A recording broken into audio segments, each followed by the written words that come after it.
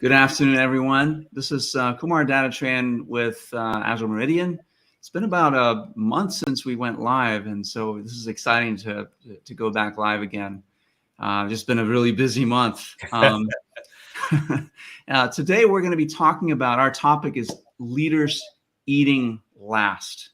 And I'm sure when you read that, everyone has a vision that comes to mind as to what that means. And so I'd like to start by just asking my esteemed colleagues, Jolly and Mike, what does that mean to you guys? Leaders eating last, or leaders eat last? Mike? Sure, I'll go ahead and start.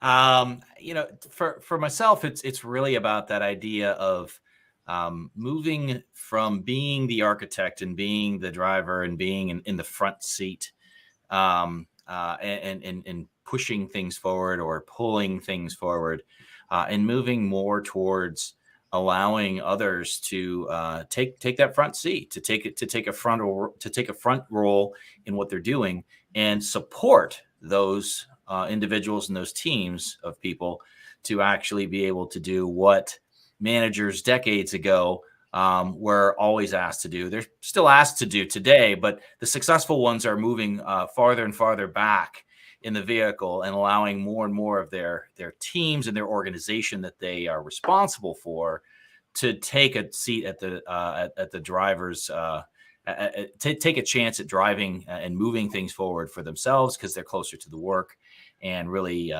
able to be more effective and more responsive to this crazy changing world that we've got right now, while that leader and that manager is really supporting their ability to do that versus giving them direction.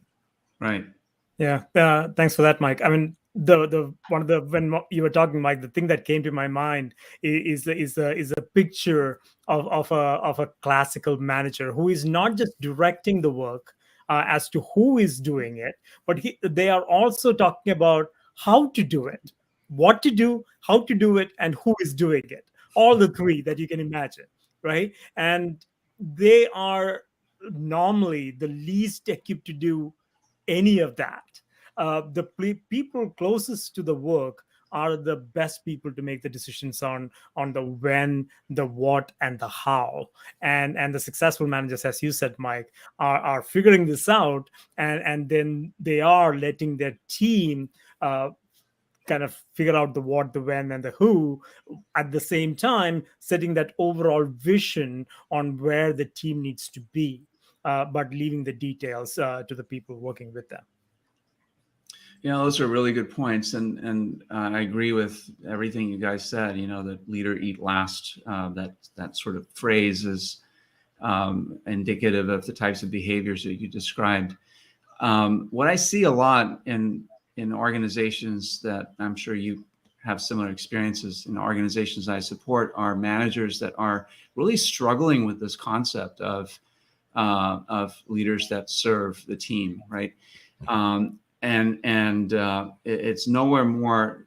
It seems nowhere more true than at the team level. The team lead, the team manager, who it seems to be really struggling with the concept of serving the team, right? Of making sure the team has what they need. Of making sure the team is, because they're the ones doing the work, the closest to the work, should be making the decisions.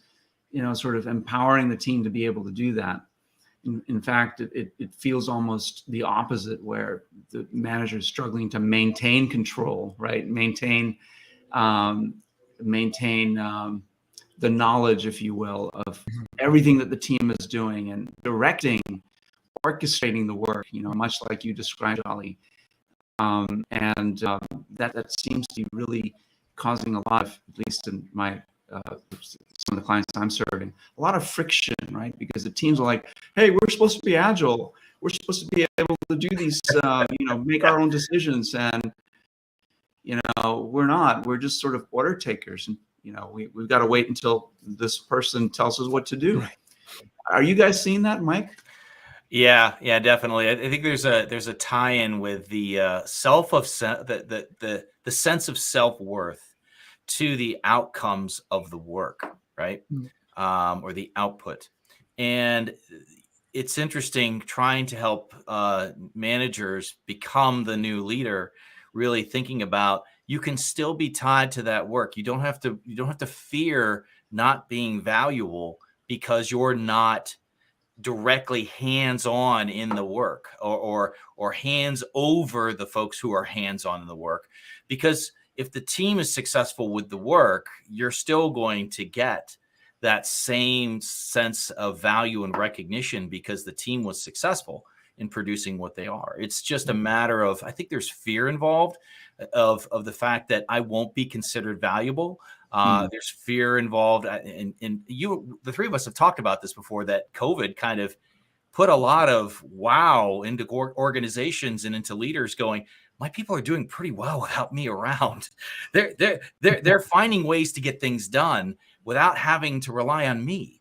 And that can be a very scary position to be in for a manager, in trying to think about that. And I think that idea of trying to help them move forward with, recognizing there's other ways to be seen as valuable, and there's other ways to show your value to your peers and your leaders within the organization, other than the way that you used to do it before, with still having an attachment to the outcomes itself. Yeah. What is intimately connected to the value that you mentioned, Mike, is the rewarding model in most organizations. Yes. Right. They have, managers. It's not caught up yet, right? It has not caught up in a lot of cases. Exactly. Managers and leaders in most organizations have been rewarded for fixing things, for telling people what to do, and achieving goals that have been set for them, not for the team, but for them, rather than being a reflection of what the team achieved. So even if the rewarding model has switched, it takes some time for them to catch up the fact that now they are not looking for individual accomplishments, but that their small team or big team has accomplished. And that's a huge shift. One of the things that I have seen organizations are where this kind of rewarding model existed. Anyone from manager up is very, very hesitant to escalate anything, because traditionally they have been expected to solve every single problem that came their way. That is why you're a manager or a director or a vice president or whatever the case might be, right? So if they escalate, they thought about it as a failure. That I failed to solve this problem by myself, so I am going to escalate it. Right. And that was a bad thing. Escalated to your leadership. Now, who does your leadership escalate to? Right? Can a director escalate to a VP? Is that okay? If that's okay, then your organization is in good shape. But otherwise, the classical rewarding model still exists. Yeah, really good point. And when you're talking about the reward model and this fear of failure, fear to escalate, what came up for me was a fixed mindset. That organizations are encouraging this fixed mindset, and in leaders and in the people, sort of like, I've got to hold on to this information because it could be damaging to me. I've got to look good. I can't admit to anyone that the team isn't performing up to snuff. I've got to fix it. I've got to make sure the team is. I got to direct them better. I've got to know more. I've got to get intimately involved in all the stories that they're working on. I've got to coordinate with the architects and so on and so forth, because I can't look bad. If I look bad, I might lose my job. And to your point, Mike, with the pandemic, everyone's distributed and these people are doing fine, right? Work's getting done, right? Work's getting done. Yeah, it's happening. And how's this happening? Your sense of worth may be. I can see where some leaders, some managers are struggling with this, and I see it all the time, and I can see why. But I'd like to pivot. How do we get people from this fixed mindset thinking to more of a growth mindset where they are supporting their teams? How can we support them as coaches, right? What do you think, Mike? Well, go ahead, Jolly. I'll let you start. So. Okay. One of the things that I have seen work, and this doesn't happen just by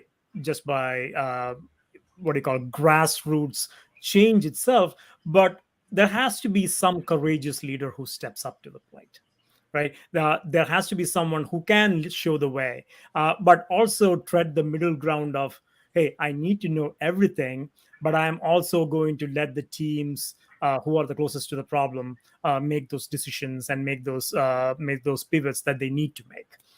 So those courageous leaders make a huge difference. Now they have to prove this by example, right? They have to show their success.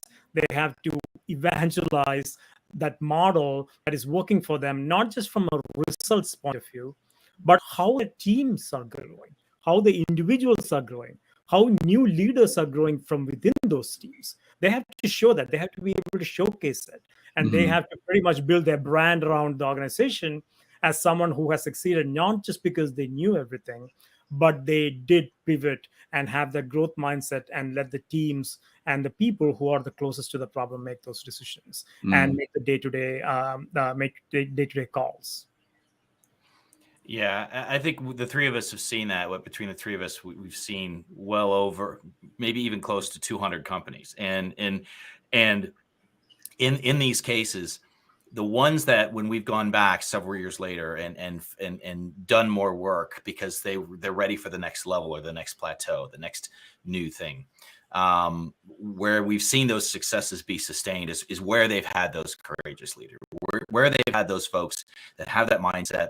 A lot of it has to do with corporate culture. This is a reality. You know, the older the culture of the organization, the more of that older style is more ingrained into that culture. So you're in for a little longer game when you've got those situations, unless there's changes at the top that bring in that new mindset or the more modern mindset. But there's a lot of things you can do. You know, when you look at it, you're much more scalable as a leader and as a manager when you're able to empower your teams, when you're not having to be the micromanager and into those kinds of details. You can show value in a different way. You can differentiate yourself from your peers in an environment where maybe they've got certain areas that they're covering and they can only cover that area because that's all they can micromanage. It's literally all the time they have.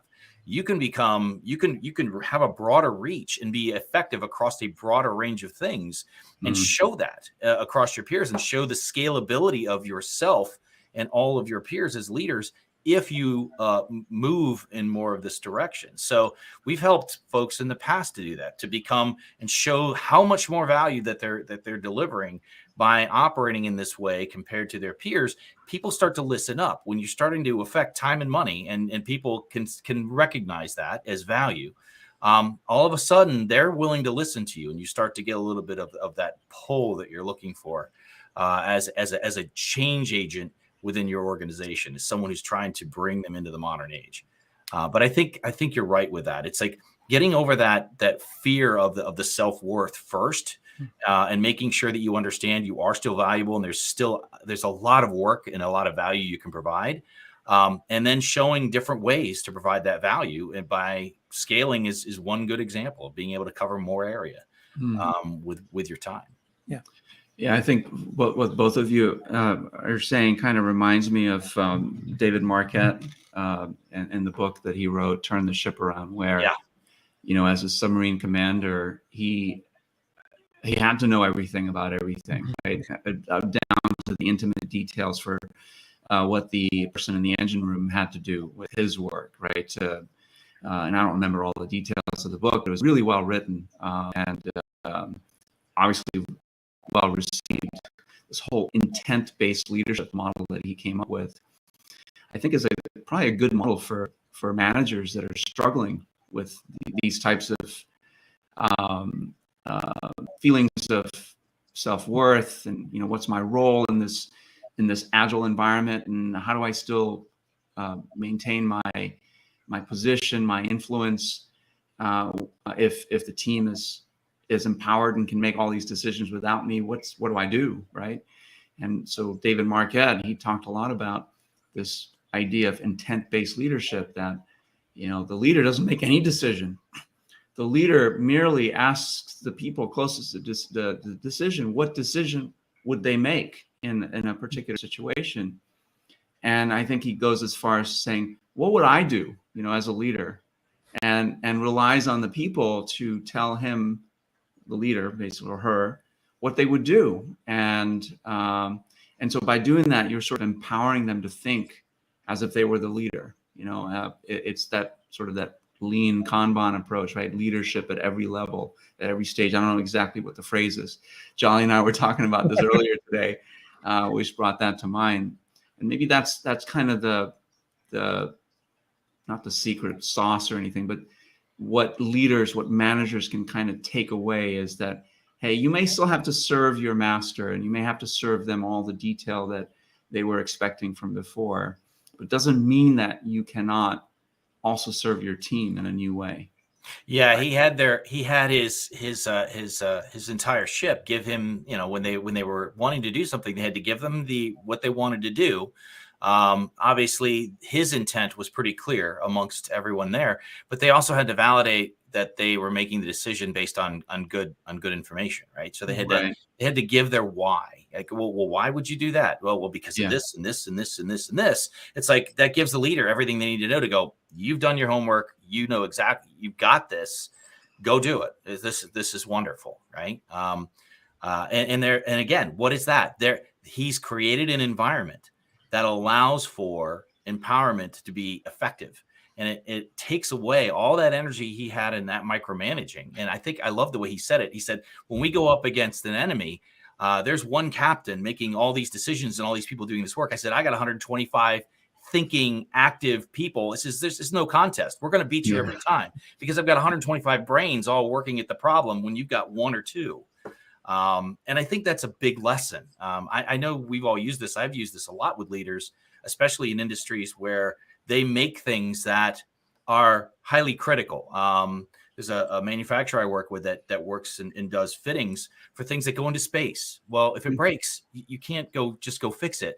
Things that go on oil rigs, that if they break, you have a global economic or environmental disaster and you could kill people.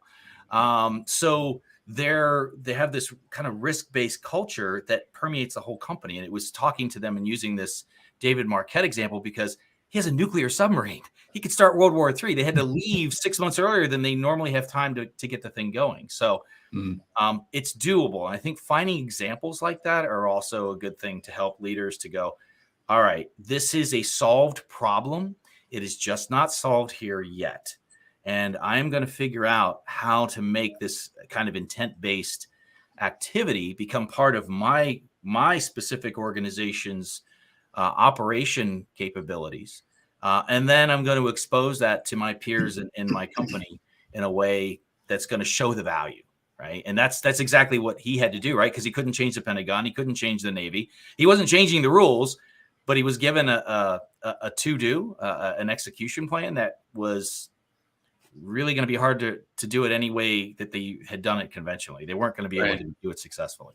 Yeah, and one thing to keep in mind is there will always be some people who won't take up this model, right? The struggle for them is going to be, and Kumar talks about this very often, in this VUCA world where volatility rules.